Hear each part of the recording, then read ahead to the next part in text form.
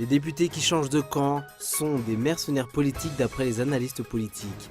Non seulement ils enfreignent la Constitution, mais ne prennent pas également en considération le règlement intérieur de leur parti d'origine. Le cyclone Sheda est entré en terre ferme cet après-midi vers 14 h au niveau de Mourondave. Analamang est sous alerte rouge, tout comme les régions Menabé, Melac et Bouéni. Un raid de la police belge contre une cellule de terroristes présumés hier à Verviers, dans l'est du pays, a fait 2 morts.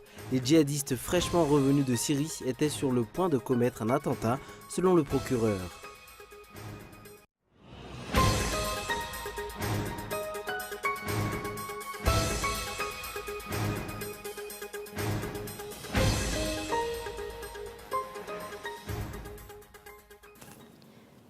Bonsoir à tous et bienvenue si vous nous rejoignez pour ce journal. Les députés qui changent de camp sont des mercenaires politiques d'après les analystes politiques. Non seulement ils enfreignent la Constitution, mais ne prennent également pas en considération le règlement intérieur de leur parti d'origine. Les formations politiques Mapar 2 et 3 et le dissident du VPM Malagasy Miaramieng 2 ont tenu une conférence de presse à ce jour. Voyez ce reportage de Ejnijin Alabaji. La conjoncture politique ne cesse d'évoluer.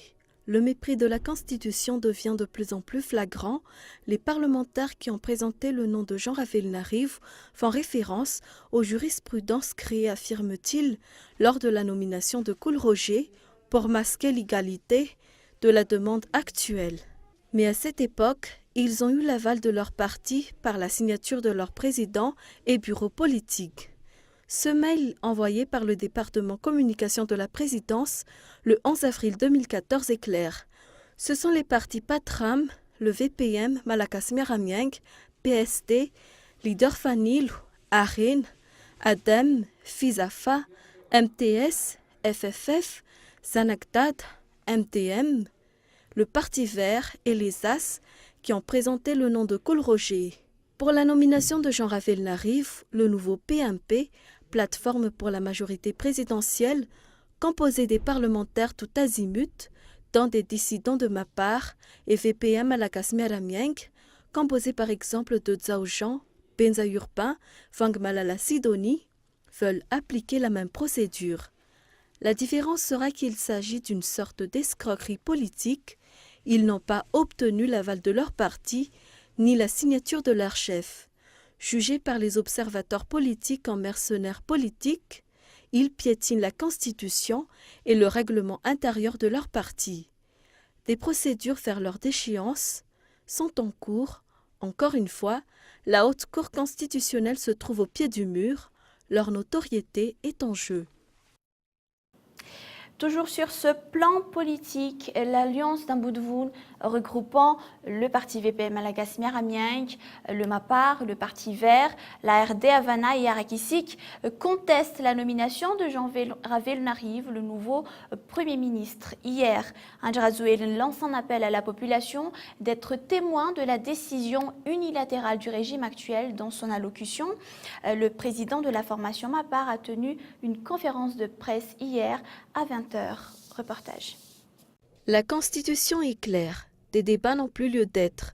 La présentation du Premier ministre revient au groupe de partis, au parti majoritaire, à l'Assemblée nationale. La Haute Cour constitutionnelle a déjà donné son avis sur l'interprétation de l'article 54 le 17 février 2014. Dans cet article, elle précise que la présentation du Premier ministre revient aux partis ou groupes de partis légalement constitués lors du dépôt des candidatures et ayant obtenu le plus grand nombre de députés aux élections législatives. En vertu de ces dispositions, l'Alliance d'Amboudvoun conteste la nomination du Premier ministre Jean Ravelnariv. En tant que démocrate, nous appelons le président de la République à respecter la Constitution.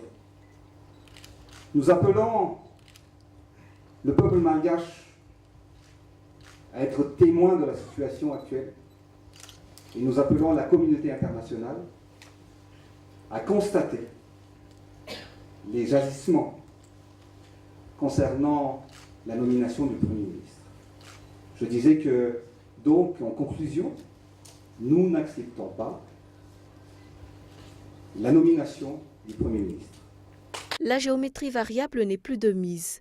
Les députés qui changent de camp ne peuvent en aucun cas influencer sur le choix du Premier ministre. Le choix dépend des partis ou groupes de partis et non de l'Assemblée nationale. D'après la Haute Cour constitutionnelle, la notion de majorité ne saurait résulter d'une coalition post-électorale de partis, mais d'un simple constat issu des résultats définitifs proclamés par la Cour électorale spéciale. La crédibilité et l'indépendance de la HCC vont être à l'épreuve les prochains jours. Les présidents des partis politiques de l'Alliance d'Amboudvoun ont été présents au Carlton Anous lors de la déclaration de Andrazueli. Le cyclone Shedza est entré en terre ferme cet après-midi vers 14h au niveau de Mournave. Analamang est sous alerte rouge, tout comme les régions Ménabé, Mélak et Bouénia d'Ananarive. Plus de 15 000 sinistrés sont recensés par le BNGRC. Les rivières d'Ikoup et de Sissaoun ont fait 2000 sinistrés. Olivier Djemanamaïf. À Ansalouvan, 67 hectares, le nombre des sinistrés passe de 70 à 1500 en moins de 24 heures. Ce quartier figure parmi les plus touchés par la montée des eaux. Dans les quartiers d'Andavamamba, Anzesk, Ampeflou, Amboudran, Ilanvat et Ampask, 2100 abris sont déplorés.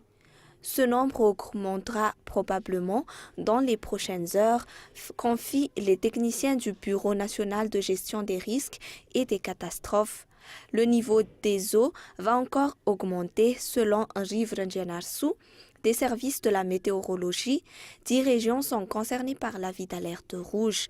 Il s'agit des régions Mélak, Ménabé, Bouén, Betsbouk, Analamang, Bunglav, Itas, Vaknakarach, Amourmani et Otmatiach.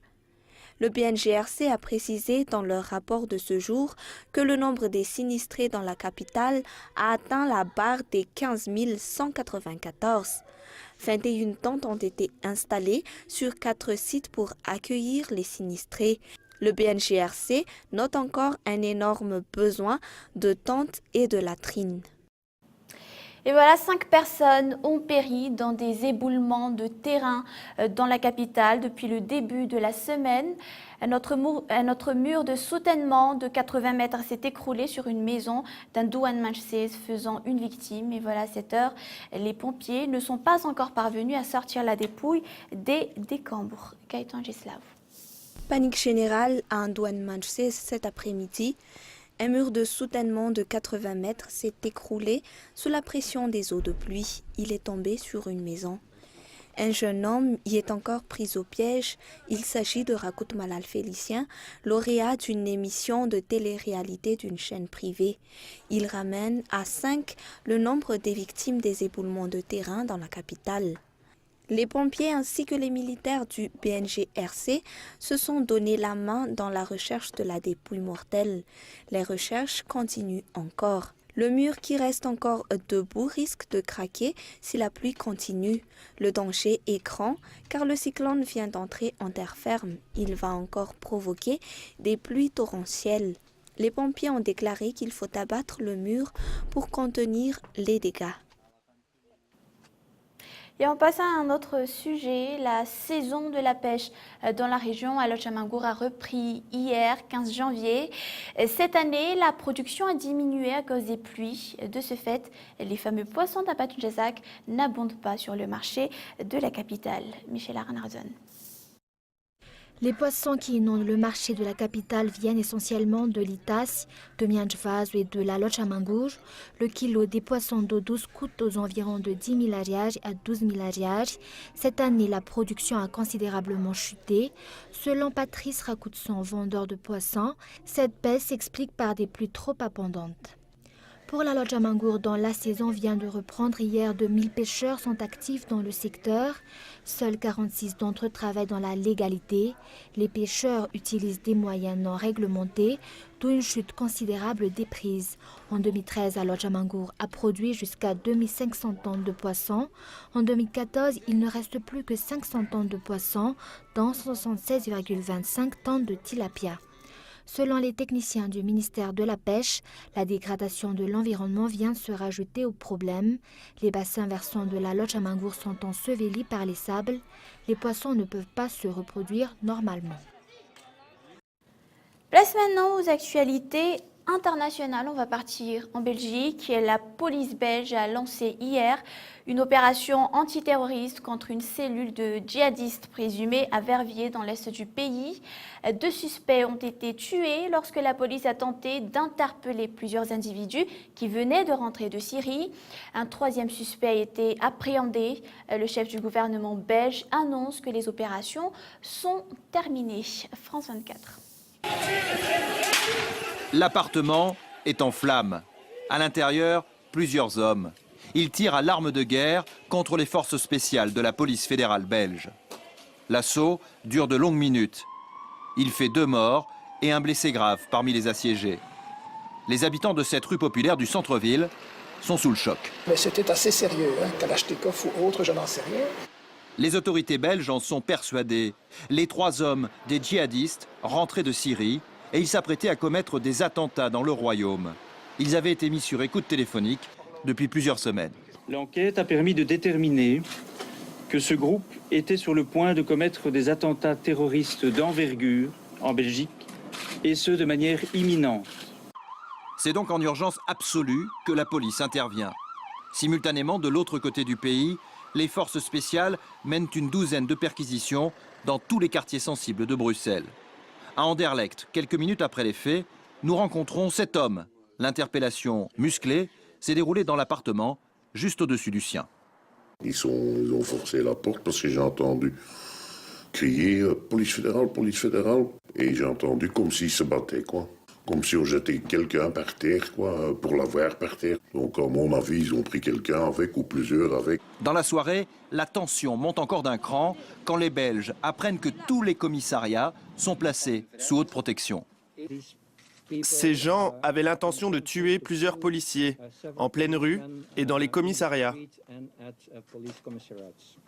Fait rarissime, les institutions européennes sont elles aussi encerclées par mesure de sécurité. Ce matin, les forces de police sont moins visibles, mais dans Bruxelles, la tension reste palpable. L'ONU affirme que l'épidémie d'Ebola a ralenti pour la première fois depuis son déclenchement. Il s'agit d'une baisse réelle, dit l'ONU, des nouvelles contaminations. L'action des personnels de santé semble porter ses fruits. Et c'est toujours un reportage de France 24. Chaque matin, ces hommes et ces femmes font leur ronde à Conakry. On les appelle les traceurs. Ils s'arrêtent dans chaque maison à risque.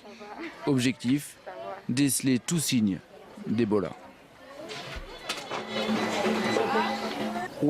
Une personne qui a été en contact avec un cas confirmé ou probable d'Ebola doit être suivie pendant 21 jours.